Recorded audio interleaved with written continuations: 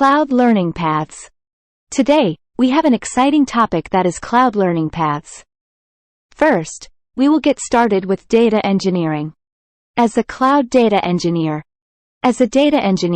you can empower organizations to process, store, and analyze vast volumes of data efficiently in the cloud.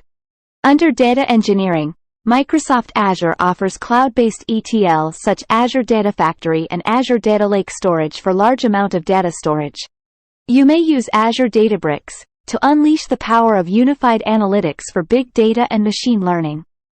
Now, let's talk about DevOps engineering. As a cloud DevOps engineer, this path is all about making software development and deployment smoother, faster, and more reliable. DevOps in the cloud involves continuous integration, continuous delivery that is CI and CD with infrastructure as code, IAC, such as Terraform, Ansible. Learn Terraform to automate infrastructure on AWS or Azure. Cloud offers managed Kubernetes such as AWS EKS or Azure AKS.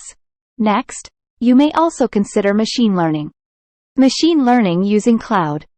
Imagine building intelligent systems that can predict, recommend, and automate.